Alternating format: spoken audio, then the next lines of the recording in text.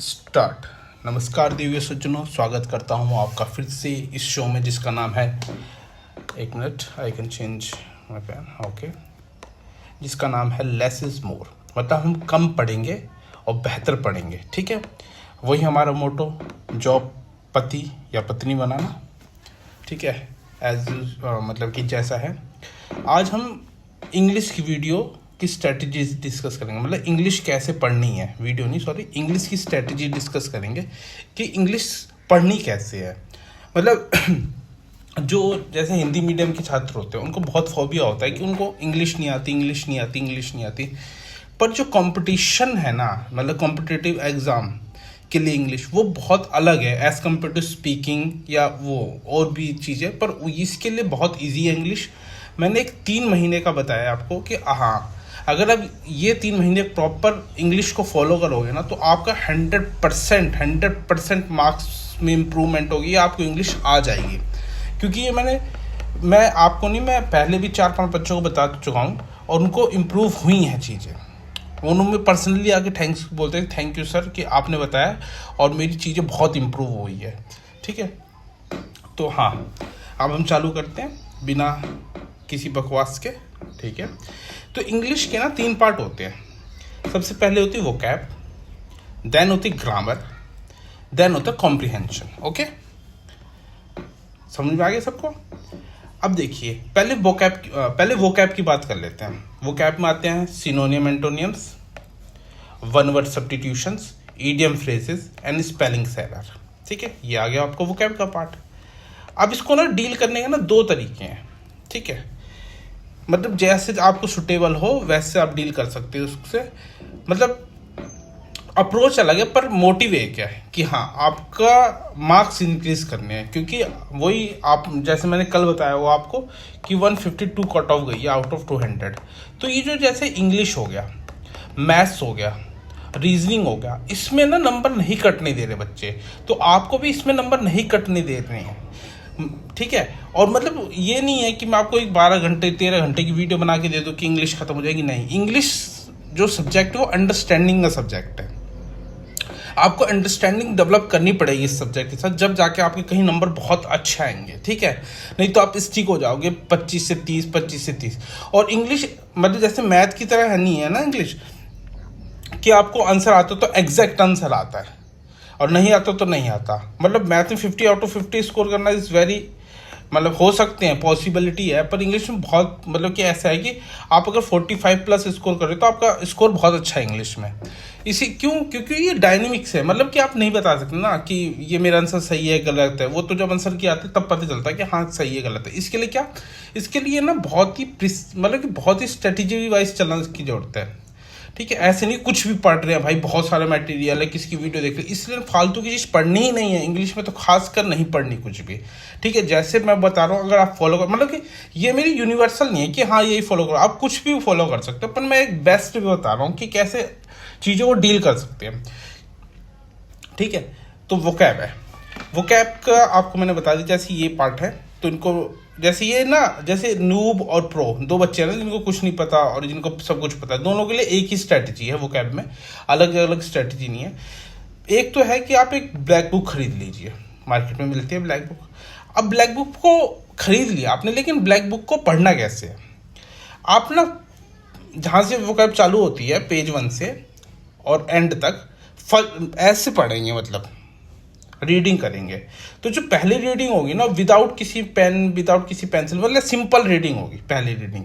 धीरे धीरे बढ़िया 10 से 20 पेज या 30 पेज, जितनी आपकी कैपेसिटी है, धीरे धीरे पढ़िए। जो फिर आपकी दूसरी रीडिंग होगी ना, वो पेंसिल के साथ होगी कि आप वो वर्ड को मार्क करेंगे जो आपको डिफिकल्ट हो रहे हैं कि रिटेन नहीं हो रहे, तो पेंसिल से मार्क करो। बहुत सारे वर्ड्स होंगे, तो ऐसे ना टेंशन नहीं लेनी कैसे याद, मतलब कि जब आप पढ़ो, मतलब जब आप ब्लैक बुक पढ़ रहे हो ना, तो ऐसे टेंशन मत लो चीज़ों को कि यार कैसे याद करूँगा, इतनी चीज़ें हैं, ऐसे वो कैप नहीं, टेंशन मत ले, वो हो जाएगी टाइम के साथ, वो चीज़ें हो जाएंगी, ठीक है। इसलिए टेंशन नहीं ले, नहीं हो रही तो मार्क करते जाओ, अच्छा ये है। जो तीसरी रीडिंग होगी ना, वो हाईलाइटर के साथ होगी। फिर हाईलाइटर के अंदर क्या करेंगे, जो आपको पहली और दूसरी रीडिंग में वर्ड याद होगा आसानी से, उनको तो नहीं करना। तीसरी रीडिंग में जो वर्ड याद नहीं, उनको हाईलाइट करना है। और चौथी रीडिंग में आप क्या करेंगे, आप पेन से रीडिंग करेंगे। कि आपको जो वर्ड याद नहीं हो रहा पेन से रीडिंग। आप चौथी रीडिंग के बाद पाएंगे ना कि आपको मोस्टली वर्ड याद हो चुके हैं, बस कुछ कुछ वर्ड्स हैं जो नहीं याद हो रहे, फिर आप उस पर पेन अंडरलाइन कर लीजिए, और फिर जब रिवीजन करेंगे ना तो जो पेन से अंडरलाइन करी हुई चीज़ है ना उस पर फोकस करेंगे ज़्यादा। ठीक है, ठीक है। अब देखिए, ये तो एक अप्रोच हो गई आपकी इंग्लिश में कि हाँ आप ऐसे कर लीजिए, पर ये अप्रोच थोड़ी सी ना बोरिंग हो जाती है। मतलब ठीक है, जिसका इंग्लिश बैकग्राउंड है उसको तो बहुत इंटरेस्ट आएगा। अब हिंदी मीडियम वालों के लिए दिक्कत क्या है, ये चीज़ें बोरिंग है। अब उनको पहले दिन से ब्लैक बुक पकड़ा दोगे तो भाई बहुत बोरिंग है चीज़ें कि क्या हो रहा है। ठीक है, इसलिए ना एक दूसरा है कि रानी मैम की ना पेड PDF है यूसी लाइव पे ऐप पे। ठीक है, ई बुक करके है कुछ। ठीक है, उसमें जो अपडेटेड वाले वोकैब, अपडेटेड वाले वन वर्ड सब्स्टिट्यूशन, अपडेटेड वाले इडियम फ्रेजेस वो डाउनलोड करके प्रिंट आउट निकलवा लीजिए। ठीक है, वैसे मत पढ़िए कि क्या बोलते टैब या उसमें प्रिंट आउट निकलवा लीजिए। और या तो आप एक ऐसा कर दो, जिनका हिंदी मीडियम, जिनको भाई नहीं इंटरेस्ट है, तो मैम की ना वोकैब की वीडियो है एक A to Z वोकैब करके। एक मिनट,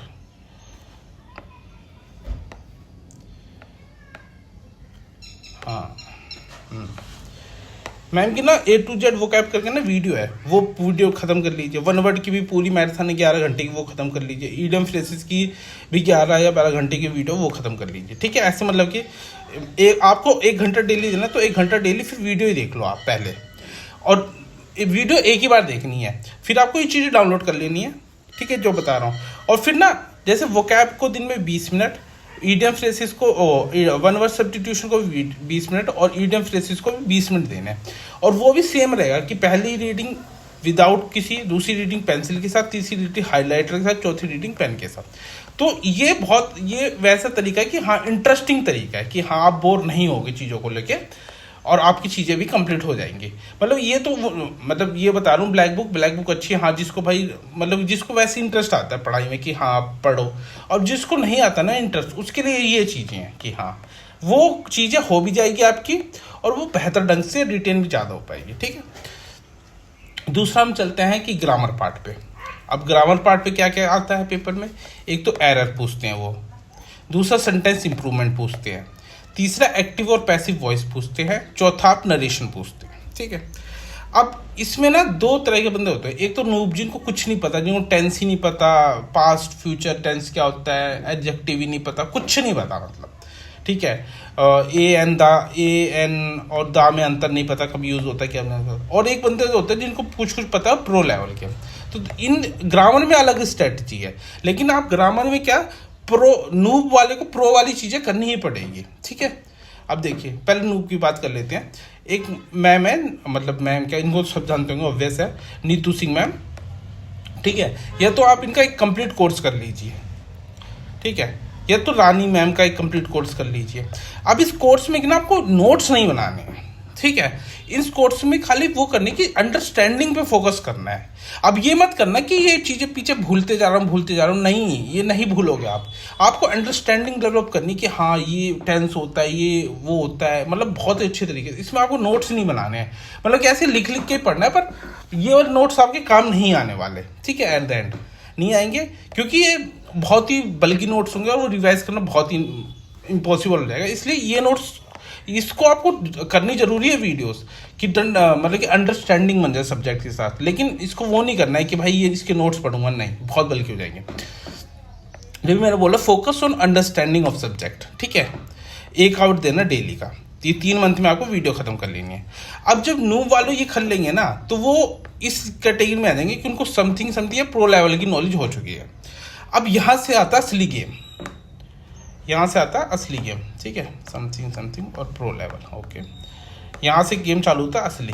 ठीक है, मतलब अब जो आप करोगे ना वो है मतलब कि बढ़िया गेम है कि हाँ, अब जो पहले से प्रो है वो आज से करेंगे, और जो नूब है वो पहले ये चीज़ करेंगे फिर इस पे आएंगे। ठीक है, यूट्यूब पे वीडियो है 60 rules of grammar bye Rani ma'am. ठीक है, आपको वो वीडियो सारी देखनी है और आपको उसके नोट्स बनाने, कॉन्सेप्ट्स, मतलब वो मैम भी ना ऐसे क्वेश्चन, मतलब एक कॉन्सेप्ट बता देंगे उस पर क्वेश्चन करवाएंगे, तो क्वेश्चनों के नोट्स नहीं बनाने हैं, खाली कॉन्सेप्ट्स के नोट्स बनाने, कॉन्सेप्ट्स के, वो आपको समझ में आ जाएगा कि हाँ मैम लिखवाएंगे एवरी ईच का कैसे यूज होता है, खाली वो यूज लिखना, ना कि उस पर क्वेश्चंस लिखने। ओके। और फिर आपको फिक्स प्रेपोजिशन की भी मैम की वीडियो मिल जाएगी, उसके भी नोट्स, कॉन्सेप्ट्स के नोट्स बनाने हैं, ठीक है। उसके नहीं मतलब कि क्वेश्चनों के नहीं, कॉन्सेप्ट्स के नोट्स बनेंगे, ठीक है, सॉरी, ठीक है। जब आपके नोट्स तैयार हो जाएंगे तो उसके बाद पहले आपको क्या करना है, पहले आपको करना है टॉपिक वाइज एरर, ठीक है। मैम के ही, रानी मैम के ही बता रहा हूँ मैं। टॉपिक वाइज एरर करके, टॉपिक वाइज एरर के बाद मिक्स एरर करने हैं, ठीक है। और मिक्स एरर करने के बाद सेंटेंस इंप्रूवमेंट करने, ये 12-12 घंटे की वीडियोस हैं, ठीक है। लेकिन ये इसका जो आउटपुट निकलेगा ना, मतलब मज़ा ही आ जाएगा आपको कि क्या बात है, मतलब कि बहुत बेहतरीन। और फिर नरेशन और वॉइस की भी मैराथन देख लेनी है, ठीक है। आपका इतना काम हो गया, ये काम आपको 3 महीने में करना है, ठीक है। अब आप बोलेंगे सर कि आप PYQ क्यों नहीं करा रहे, मतलब PYQ आपने नहीं बताया कब करने, कैसे करने, ये ठीक है। लेकिन मैं ये बता रहा हूँ कि ये जब आप 3 महीने करोगे ना, तो आप जब मॉक दोगे ना, तो आपके 35 आउट ऑफ 50 मार्क्स आने लग जाएंगे, ये कंफर्म है भाई। मतलब ये कुछ वो नहीं है कि नहीं होगा, ये होगा। ये बहुत बच्चों के साथ हुआ है, मैंने आई थिंक 4 से 5 बच्चों को बताया है, और वो इंग्लिश में 10 मार्क्स ला रहे थे 50 में से, लेकिन उनके मार्क्स एक्सपोनेंशियली बढ़े हैं, मतलब कि वो 40 तक भी टच कर दिया उन्होंने 3 मंथ के बाद, अगर उन्होंने ढंग से स्ट्रेटेजी फॉलो करी है और डिसिप्लिन के साथ स्ट्रेटेजी फॉलो करी है, तो उनको मार्क्स इंप्रूव हुए हैं भाई। और तीसरा जो पार्ट है वो कॉम्प्रिहेंशन है, ठीक है। अब कॉम्प्रिहेंशन में पेपर में क्या पूछता है, एक तो क्लोज टेस्ट पूछता है, ठीक है। दूसरा सेंटेंस अरेंजमेंट पूछता है, जिसको आप PQRS बोलते हैं। क्लोज टेस्ट वो होता है जैसे एक बड़ा सा पैसेज दे देते हैं, उसमें फिर फिल इन द ब्लैंक्स रहते हैं, आपको इनको 4 ऑप्शन रहते हैं, उनको फिल करना पड़ता है। और सेंटेंस इंप्रूवमेंट क्या होता है कि एक सेंटेंस PQRS ऐसे सेंटेंस दे देंगे, उनको रीअरेंज करने के लिए बोलेंगे, और आपको पैसेज तो पता ही है। अब देखिए इसमें ना, ये ना बहुत बच्चे इग्नोर कर देते हैं कॉम्प्रिहेंशन, वो खाली प्रैक्टिस के पीछे भागे। लेकिन नहीं, मैं आपको जो बताने वाला हूँ ना, वो बहुत ज़रूरी है।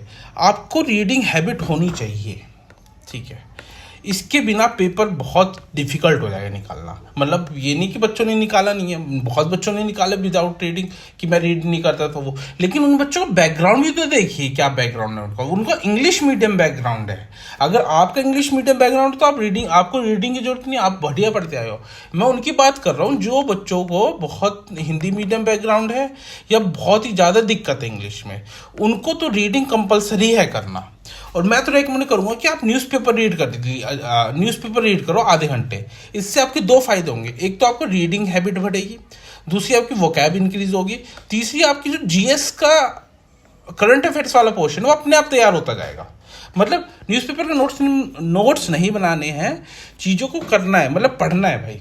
ये तो आप नॉवल वगैरह पढ़ सकते हो, पर मैं जो रेकमेंड कर रहा हूँ न्यूज़पेपर रेकमेंड करूँगा, क्योंकि ये अच्छा है, आपको थोड़ा एज देगा एग्जाम में ये, और नॉलेज बेस पे आपको अच्छा बनाएगा। इसलिए न्यूज़पेपर रीडिंग बहुत ज़्यादा ज़रूरी हो जाती है। अब ये नहीं कि आप द हिंदू उठा लो, कुछ नहीं आएगा समझ में। पहले आप नवभारत टाइम्स उठाओ, फिर आप मतलब पहले ना आसान न्यूज़पेपर पढ़ो, कि 1 महीना ये वाला न्यूज़पेपर लगा ले, 1 महीने ये, लेकिन 3 महीने के बाद आप कैपेबल हो जाने चाहिए कि द हिंदू आपको समझ में आ रहा है, उसके एडिटोरियल सेक्शन आपको समझ में आ रहे हैं कि हाँ, जैसे मैं बताता हूँ यहाँ पे, हाँ जैसे ये एडिटोरियल है, 3 महीने के बाद की बात कर रहा हूँ, ठीक है, ये लिखा हुआ है, ये इतना बड़ा एडिटोरियल आता है, ठीक है। अब एडिटोरियल पढ़ने के बाद ना, कि मैं बोल लूँ कि मान लो कि कोई भी XYZ है, कि मैंने कहा तुम एडिटोरियल पढ़ो, उसने एडिटोरियल पढ़ लिया। अब मैं बोलूँगा जो इतने में एडिटोरियल लिखा है ना, इनको 4 लाइन में मेरे को लिख के और पूरा एडिटोरियल समझा दो, मतलब सारी बातें भी हो इस लाइन में, मतलब कंसाइज करना आना चाहिए तुम्हें कि हाँ मेरे को इसका जिस्ट समझ में आ गया है, ठीक है, ये आना चाहिए। मतलब 3 महीने के बाद रीडिंग। और ये बहुत मतलब कि बहुत बच्चे इग्नोर करते हैं, मेरे को पता नहीं क्यों करते हैं। वो शायद उन लोगों की वीडियो देख लेते हैं जो बोलते हैं कि भाई बिना रीडिंग के सिलेक्शन हो सकता है।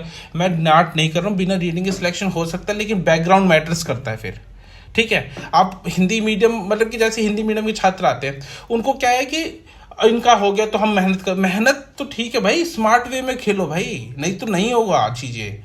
आप फिर उसमें रह जाओगे कि हाँ सब कुछ तो बढ़िया चल रहा है यार, मैं पढ़ भी रहा हूँ, नंबर नहीं आ रहे।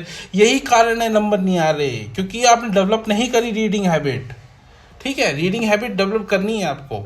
और जैसे आपने मान लो आधा घंटा न्यूज़पेपर पढ़ लिया, तो आपका टारगेट क्या होना चाहिए दिन में, मतलब आज से ही, चाहे न्यू हो चाहे वो, 2 क्लोज टेस्ट की आपको प्रैक्टिस करनी है, 10 सेंटेंस इंप्रूवमेंट की आपको डेली प्रैक्टिस करनी है, और 2 पैसेज आपको डेली करने हैं। ये ना, ये कोई 3 मंथ का नहीं है, ये आपको करते रहना जब तक एग्जाम आपका क्लियर नहीं हो रहा, क्योंकि ये ओवर द टाइम चीज़ें ना डेवलप होती हैं।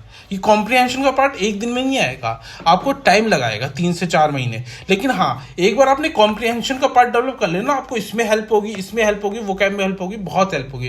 ये कॉम्प्रिहेंशन बहुत ज़रूरी है। आप मेंस में देख लीजिए, या सीपीओ के मेंस में देख लीजिए, या किसी भी सीडीएस में, इवन सीडीएस में देखिए कॉम्प्रिहेंशन का कितना बड़ा रोल है। आप कॉम्प्रिहेंशन को नहीं छोड़ सकते, ठीक है। इसलिए आपको ये डेली प्रैक्टिस करनी है, क्लोज टेस्ट, सेंटेंस इंप्रूवमेंट और पैसेज के। जैसे 2 क्लोज टेस्ट करने हैं, 10 सेंटेंस इंप्रूवमेंट करने हैं, और 2 पैसेज करने हैं डेली, ठीक है। हाँ, maybe I cover everything. हाँ, ठीक है।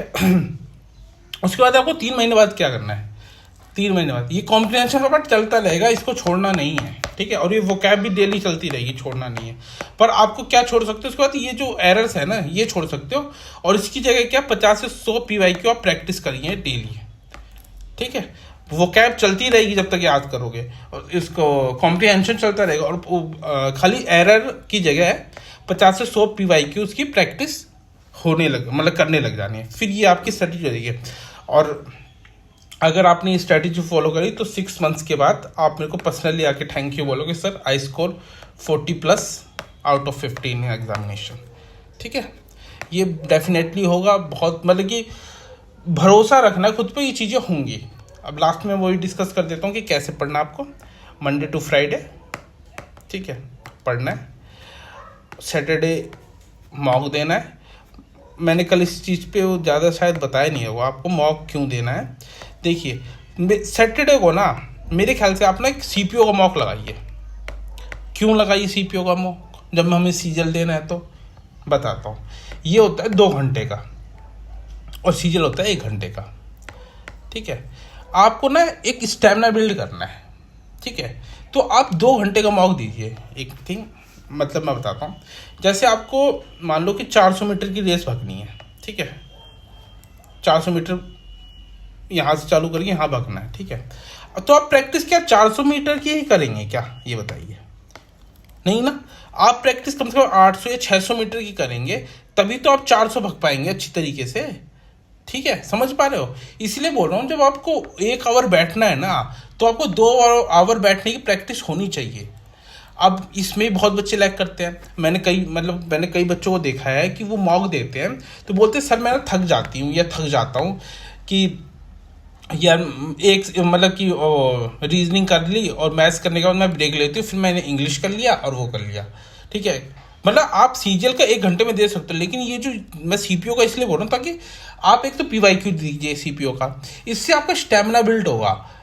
आपको फिर तकलीफ नहीं होगी बैठने में एग्जाम में ना, कि आप बैठ ही नहीं पा रहे हो, ये नहीं कर रहे हो। तो ये स्टेमिना और एग्जाम प्रेशर हैंडल करना आना चाहिए। 2 घंटे तक आप प्रेशर में कैसे रह सकते हैं, और आपका माइंड 2 घंटे में प्रेशर में कैसे काम रह सकता है, तो काम रहना जरूरी है। मैं आपको एक इंसिडेंट शेयर करता हूँ, ठीक है। आई थिंक हाँ यहाँ पे होगा। एक इंसिडेंट शेयर करता हूँ कि एक गर्ल थी, मैं नाम नहीं लूँगा उसका, ठीक है। अब ना उसका एक पेपर था 200 मार्क्स का, ठीक है। अब वो जो जब मॉक लगा रही थी या पीवाईक्यू लगा रही थी, उसके आ रहे थे 140 नंबर आउट ऑफ 200, ठीक है।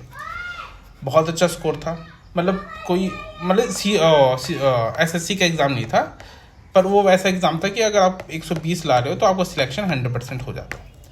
तो लड़की 140 ला रही थी 200 में से, ठीक है। वो बहुत पढ़ रही थी, सब कुछ कर रही थी, लेकिन वो गलती क्या करती थी कि ना वो हाफ मॉक देती थी। जैसे 100 क्वेश्चनों का लगा लिया, फिर रेस्ट ले लिया, फिर 100 क्वेश्चनों का लगा लिया, रेस्ट ले लिया, तो उसके मार्क्स इतने आने लगे।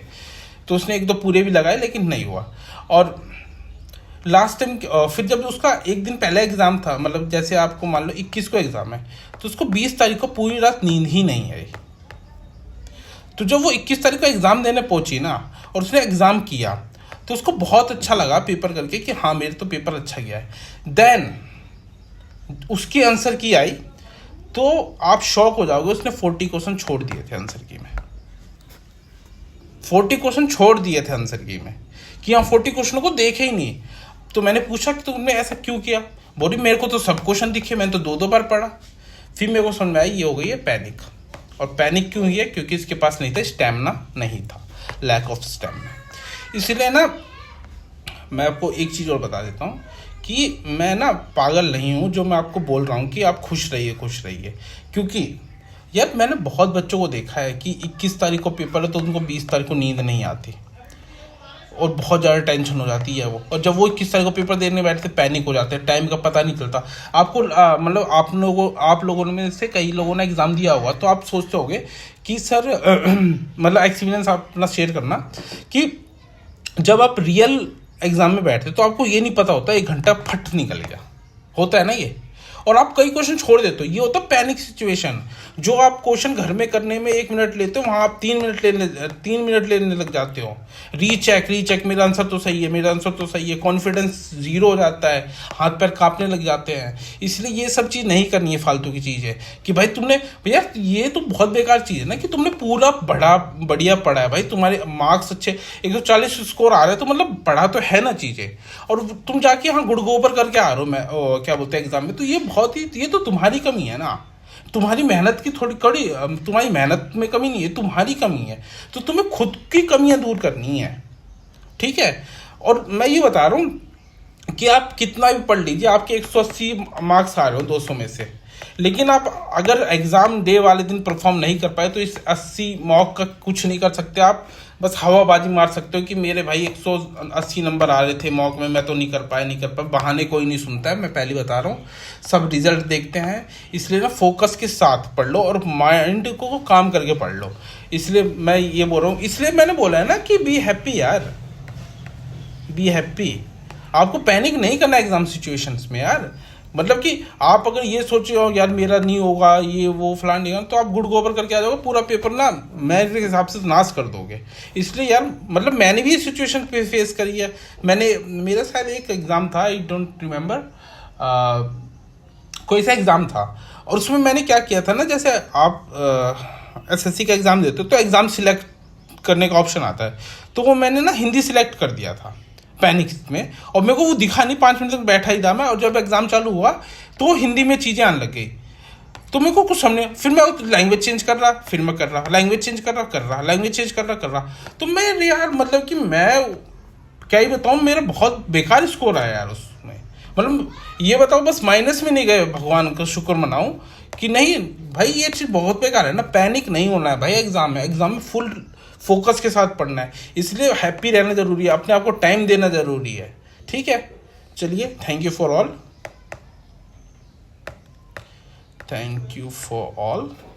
Be happy. फिर से बना देता हूँ तुम्हारे लिए, इसलिए हैप्पी रहो भाई, इसके बगैर कुछ नहीं है ज़िंदगी में, ठीक है। गोलू मोलू टोलू सब बन के। चलिए, thank you for all, finish करते वीडियो।